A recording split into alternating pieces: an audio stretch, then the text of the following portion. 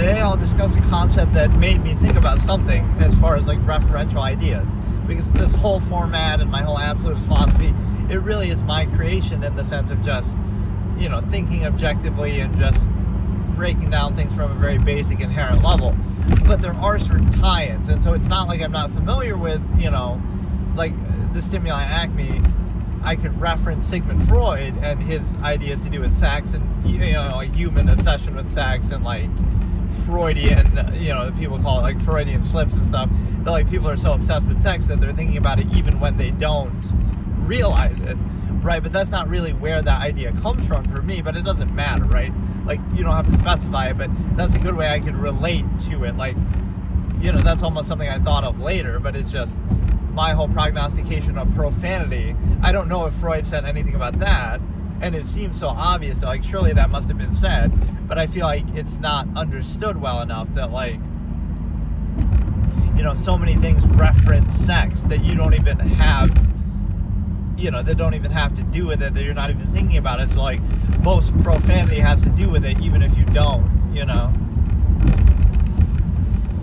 even if you're not thinking about it or relating to it, right? Most profanity has to do with it anyway, so that kind of shows you that's the only way that people know how to express anything, or that's the only highest form of expression that people know, is that it has to reference something sexual, right? So, like, that's the end-all, be-all of what, how human value works, to do with hedonism, to do with that basic animalistic kind of nature of, it's nature's way of inspiring reproduction. So I could make that tie-in, even though, like I said, I don't think like that, and that's not where this comes from at all, but just to give it some reference. And again, I don't even know, like, I'm familiar with it, obviously, Sigmund Freud, but in a basic sense, like, that's not, because the problem with that is then everything becomes narrow, right? Like, oh, everything you say or do is a reference to somebody, or vice versa, and you get kind of pigeonholed in that.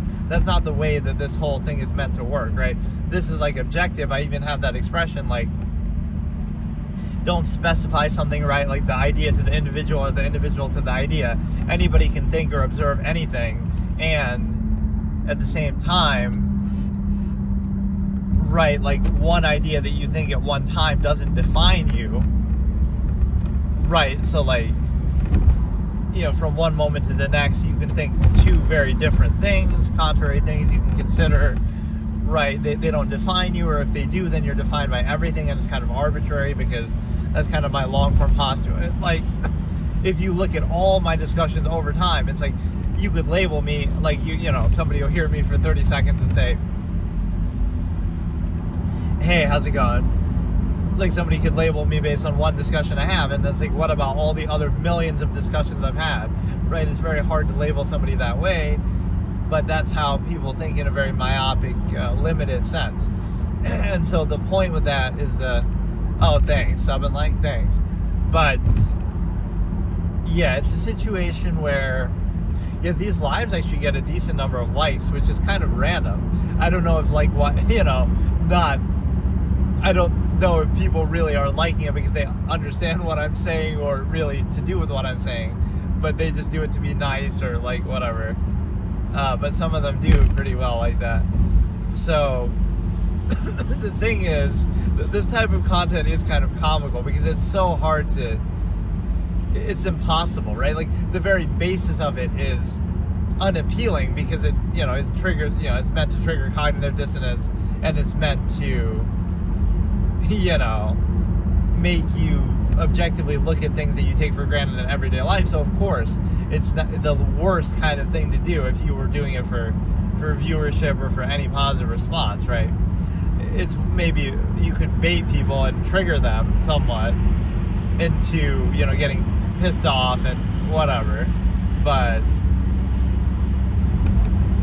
no, the big picture of what I was saying is, you could make an alignment. Again, I don't like to specify ideas like this, but okay, Sigmund Freud, had some element of the stimuli acme, and obviously it's my concept, but it maybe shares in some of his prognostication there. So again, nobody owns an idea, but that the form that I take with the proofs of the stimuli acme are very important. Like, the human obsession with sex. Like profanity reflects that. Most music, most media, most fiction, most marketing, life goals reflect that, right? The fact of, what else do I say? Just everything, right? Is this fixation, right, that we see in society. So I could make a tie-in there. The other tie-in I was going to say with reference to this point is that like everything is thought, or everything is a reaction to thought. Hey, how's it going? Basically, the Jungian principle, Carl Jung, or Jung, I don't even know how you say it, but it's Jung. And again, I'm familiar with these things from when I'm younger, but I don't really apply them when I'm thinking about this. But the point is, there's something to that, I think, right, that's similar. Jungian philosophy, where it's like, or psychology, where everything is like either you're doing something or you're repressing it. And so I talk about something similar, like with the inherent man or inherent tendencies, right? So like your inherent tendency might be to want to sleep around and have sex with everybody and, like uninhibited. And then you might think, oh, but you're better than that, and we're living in society and that we're not like that. But you are like that. It's just that you react to it. So like now you have to create some illusion where you're struggling against it, and you pretend like, oh, I'm with my soulmate and it's absolute and it's meant to be, and you have all these ritualistic tendencies. So it's not that you're better than that, or that nature isn't still present. It's that you're constantly struggling against it, and you have to kind of bypass your critical thinking to do that, right? To specify a false absolute, to specify, right? I always use that expression. So that's the point. It's like everything is still the same inherent process. It's just whether you're repressing it or whether you're actually acting on it, you're still reacting to it. So I think that's similar to the Jungian philosophy. I'm not 100% sure, but there's some element of that repressive psychology, right? Like where, again, either you're doing something, you're acting something out, or you're trying to react to it and repress that same tendency. But even the act of doing that acknowledges it, right? So this is my inherent man philosophy, the idea that, right, you'd be looking at human nature and you say, oh no, we're not just savage animals who would just kill each other and do what, all these things we would condemn. But we actually are that exact thing. And how do we know that? Because that's why we need laws. That's why we need, social stigma. That's why we need constant contrivance. It's kind of funny when people talk about that with morality. They'll say, oh, morality is inherent or absolute or objective. But if it was, then we wouldn't need to be even having that conversation, right? And stigmatizing the person who would dare to disagree, right? Like in a social setting. So like, or we would need laws upheld by subjective people and stuff. So the point is that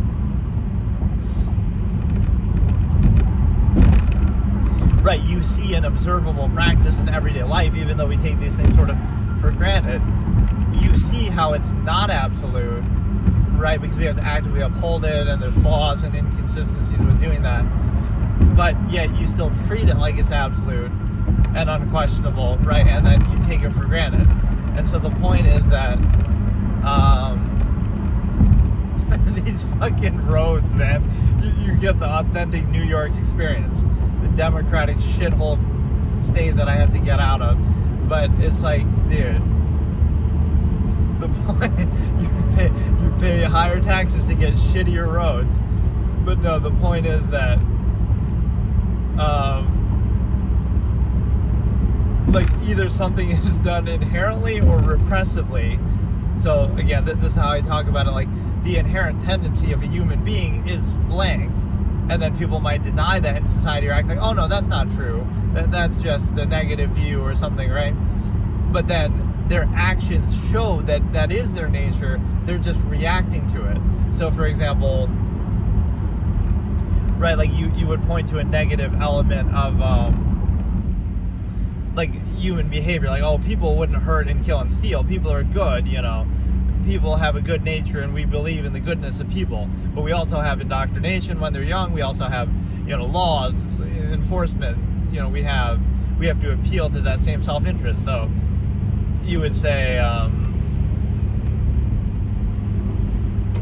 the reason why a person would commit a crime is in self-interest, and the reason why they don't commit a crime isn't because, they're good. It's also because of self-interest, because they don't want to be caught or punished for it, or even stigmatized for it socially, right? Public shame kind of thing. So the fact that you have to do that not only doesn't mean it's absolute, but it actually means the opposite. The fact that you have to uphold that kind of artificial construct, not to argue the usefulness of it, but it can be useful to do that, but that's not the point, right? The question is whether it's absolute or not. And the other aspect of this is, again, you take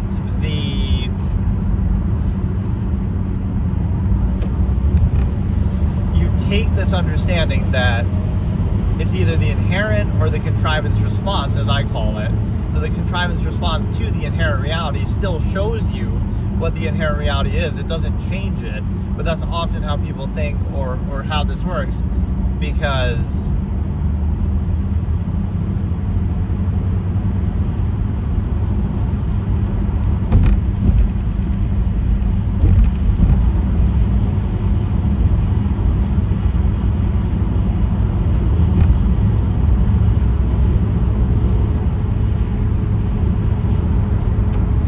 that's often how this works, and the reason why is because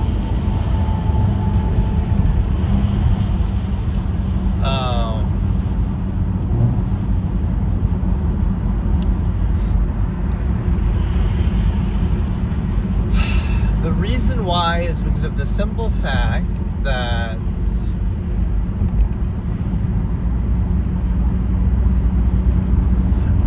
again, the inherent state of people is not changed or denied or made to be false by how we react to it, right? Yes, of course, people are inherently the way that they are in society.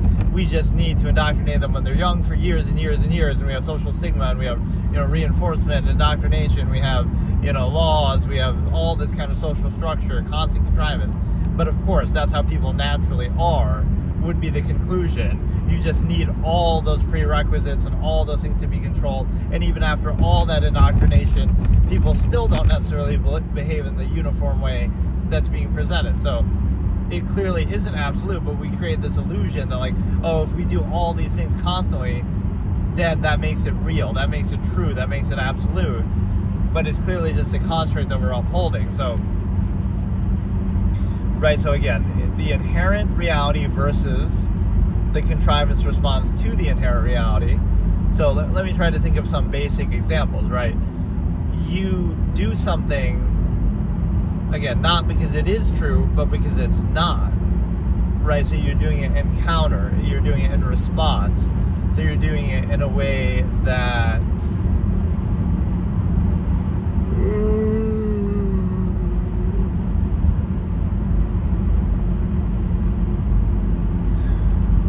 all the condemning of sexual promiscuity or open relationships or whatever.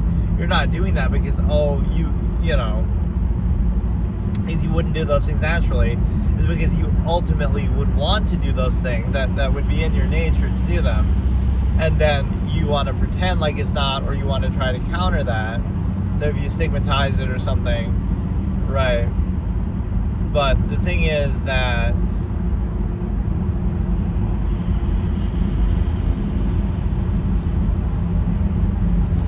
so you look at it again, the inherent reality. Trying to think of a better example, but again, getting back to the actual title of this episode, the point is that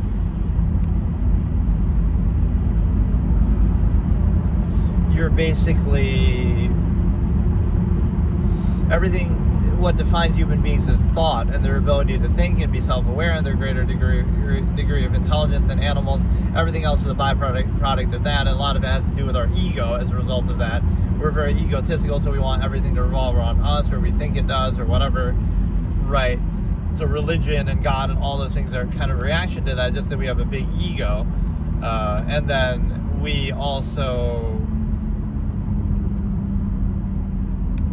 you have a big ego. We want everything to revolve around us. That's where a lot of human ideas come from. And the other part of that is the fact that, you can basically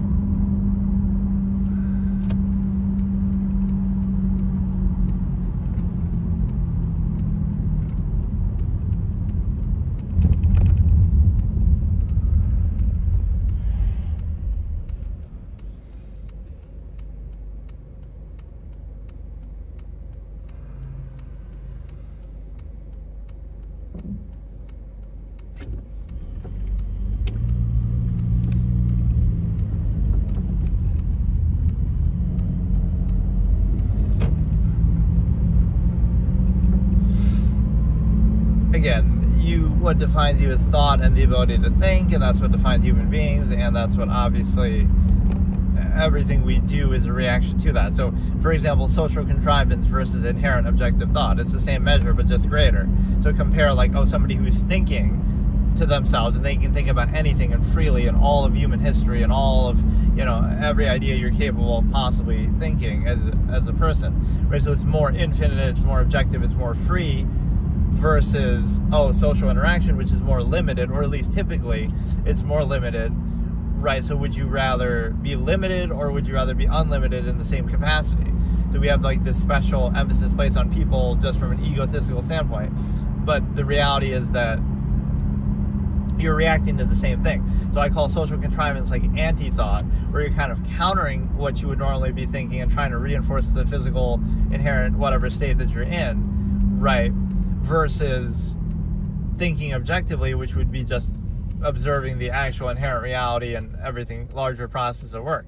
So you might think the two are different or at odds with each other, like somebody who's thinking to themselves versus other people socially interacting. It's actually the same thing that they're doing. It's just that one of them is kind of subverting thought and trying to distract from it and trying to reduce it to the physical initial state in front of them, and the other one is observing it objectively. And again, one of them is kind of more open and free, whereas the other is kind of more limited and restrictive. And so I use this other example, somebody who prefers, somebody's sitting at home or whatever on the internet all day, right? Somebody's on their phone all day and on the internet, versus people talking in person. And we'll have this weird glorification, it's better to, right, social interaction, face-to-face, whatever, is better. But it's objectively worse by this standard, is that you could, first of all, you can talk to people online, too, all around the world. So it gives you more options than in your local immediate environment, number one. But bigger than that is the fact that it's objectively more of the same thing.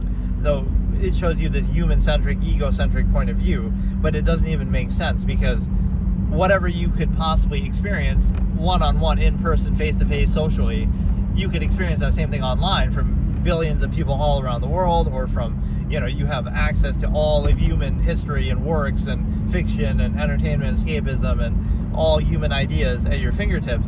So you're comparing an objectively infinite, basically, amount of information or resources to a much more limited, subjective, narrow option in front of you. And that's how a lot of things are, right? That we place this false, absolute, undue emphasis on things in front of us. I call it the nearness postulate, to give it special value that otherwise it wouldn't be specified. So again, would you rather be on a dating site where you could see people from all around the world and potentially interact and maybe date and whatever with them? Or would you rather limit yourself to, just your immediate local environment, or just one person in front of you? Objectively, right, the other one, the dating site or that sort of option, would be much greater, and it could even include the lesser option too in your local environment. But one is objectively better by the same measure than the other, because it's giving you more options of the same standard. But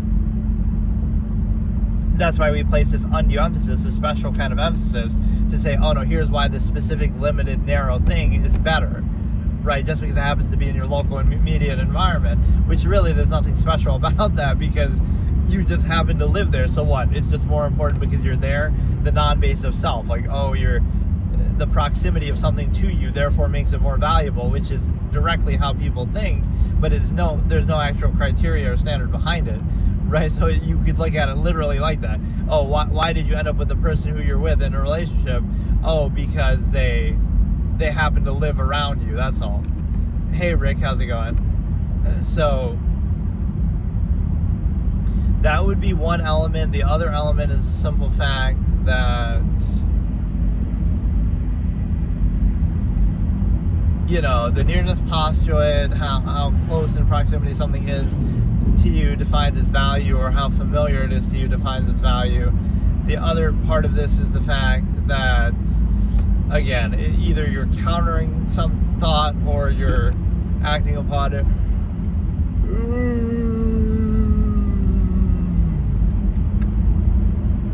Yeah, you have to place false, absolute, undue emphasis to specify and to limit something exclusive to everything else, whether it be, again, a relationship with somebody, or whether it be even just value socially, things like that. So it's quite a burden that you have to censor reality itself to make that work, because it means that now you have to, you know, treat something as absolute that's just an arbitrary other element of existence, like where it's interchangeable and, you know, there's nothing really special to it, but you kind of are forced to settle for your immediate environment, and then you have to place, instead of being aware that, okay, it just is incidental, you pretend like it's absolute to try to, you know, have everything revolve around you, so there really is no value to that. And again, non-amalgam theory. The other point that I'm saying is the fact that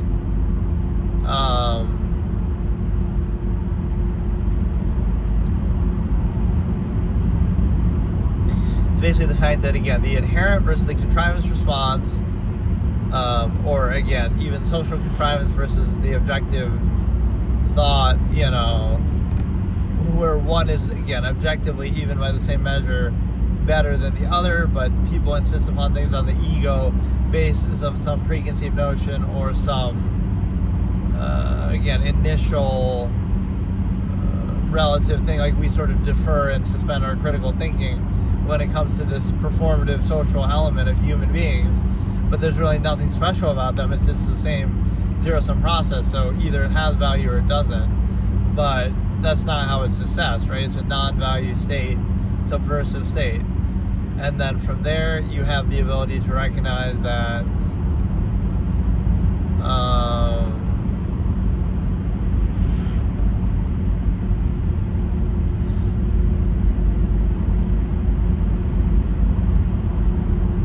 you basically have the ability to recognize that, again, everything is just part of the same process. It's just a matter of whether you're reacting to it or whether you are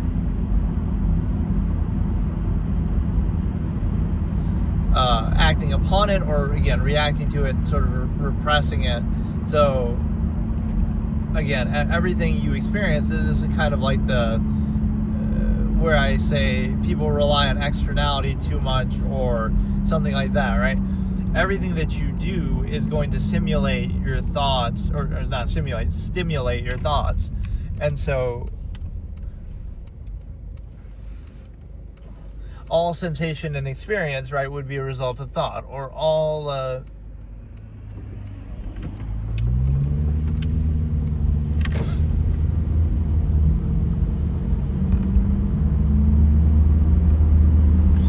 right, so like, how can I explain it? Social interaction would stimulate your thoughts the same way that you know, entertainment or escapism or thinking just to yourself would do it. So it's the same process. Or, you know, if the result is your mind being stimulated, it doesn't really matter what the source of it is, right? So if your imagination is great and you're writing a whole storyline in your head and this and that, versus, oh, you're going out and partying, it's like, what if you find that more, you know, you can imagine something better than reality itself. So there's that element, and there's also, you know, what if you're doing everything for thought anyway, right? You're doing everything to kind of react to the ability to think that defines human life, but you can either dumb it down, or you can either right? Like nothing is innocent, or nothing is just, oh, you're just doing that, this is a normal thing to do. It's only necessary to reinforce the contrivance state. It's only, everything is an imbalance over compensation. So there's a reason why you're doing it, even if you're not aware of it, right? You have to kind of place emphasis on it from an egotistical standpoint, that you have to feel like better about yourself, but as you yourself are a victim of contrivance, so you have to kind of try to reinforce that. And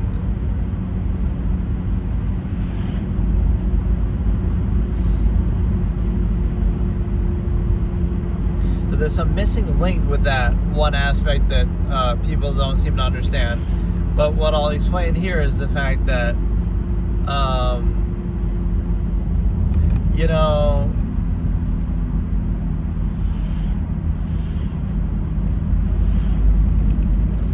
it's basically the fact that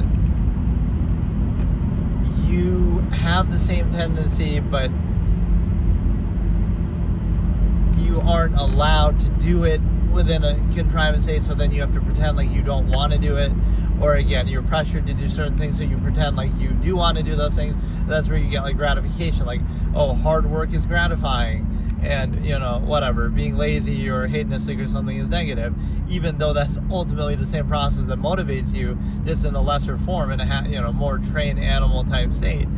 You're doing it for the same reason. Or like, oh, hedonism is bad and sleeping around is bad. Also, you work all day to go home to your wife and engage in hedonistic acts anyway. Like, it'll be dressed up to try to specify and control it, but you're ultimately motivated by the same thing anyway. So you just call it something different, or you just do it in a half-mass state that's more controlled, only necessary when you have a large mass collective number of people.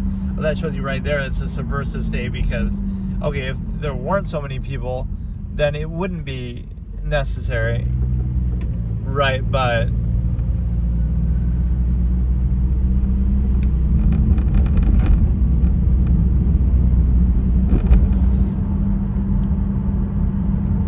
the other thing you have to realize with this discussion is the fact that, you're basically almost fooling yourself a little bit, right? So on one hand, everything in your life in society would be inhibited and controlled and restricted and all that. But while you're aware of that, you still try to pretend, oh no, people are good and I believe in the goodness of people and whatever, right? So which is it then? So if people are good, then you don't need that restriction, so you should be free of it, and then you rely on the goodness of people. Or if they're not good, then you should be aware of that, and you should be always skeptical, looking over your shoulder, because you know that your whole life is being inhibited on behalf of the fact that you acknowledge people are not good. So it's kind of like the contrivance response that bites its own tongue, because it'll say, on one hand, in reality, this is what actually happens, and this is what actually works. Like, we need laws and we need this and that. But on the other hand, you want to pretend like that's not the case. Like, oh no, but we're all good people and we'd never do that anyway. But if that was true, then you wouldn't do it, then you wouldn't need the laws, you wouldn't need anything. So, and then you have like a guilty until proven innocent fallacy in society that's basically like that, where, the majority of people are held back on behalf of the assumption of a few bad people, but really it's everybody that you're punishing, right? You're restricted even though you haven't done anything wrong, because it's assumed that you might do something wrong, right? Instead of, oh, if you do something wrong, then you're then you're punished for it, then you're blamed for it. No, it's assumed that way. Like, okay, everything you do in your life is restricted just as a default, and now you have to earn permission back to be able to do what you freely could do inherently anyway. And then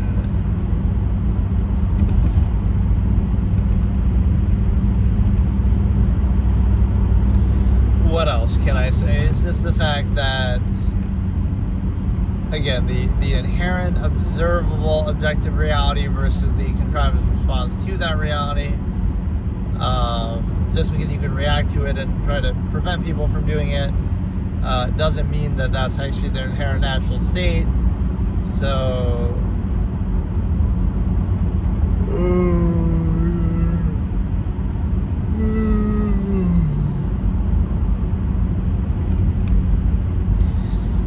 right? So again, people will pretend that their reaction to contrivance or reaction to the inherent reality is itself the inherent reality, which is obviously not true.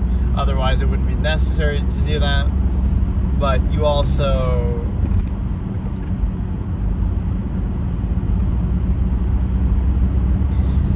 see this as something that people constantly struggle with throughout society, is the fact that, you know, upholding appearances, which are only important if there's something to hide and cover up, but then that becomes the new initial basis of, like, you know, that's how value is defined, even though it's not very credible or consistent. And then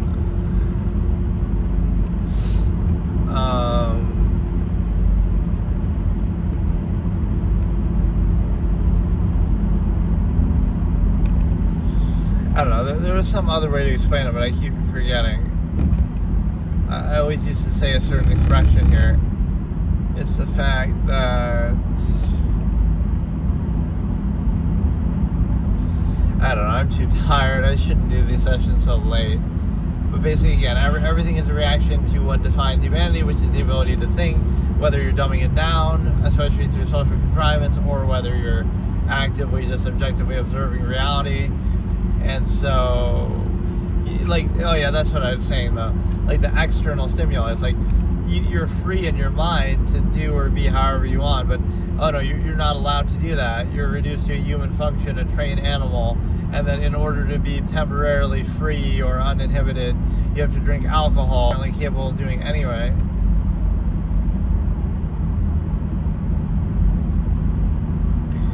Right, like, you don't need to drink to act silly and free and uninhibited and direct. You don't need to do that. But people are trained and conditioned as if they do need to do that. So you rely on externality and you say, okay, I can only be free in mind or uninhibited if I drink. Or I can only be free in mind and uninhibited if I smoke, or whatever, do something else.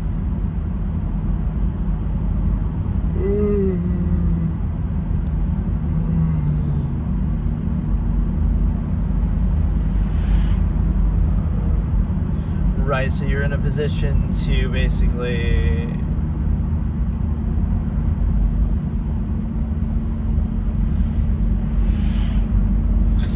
I don't know,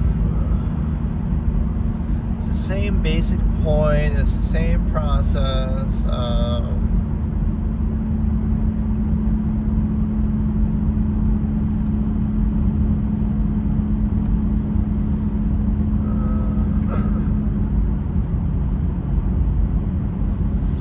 Okay, I'm done, dude.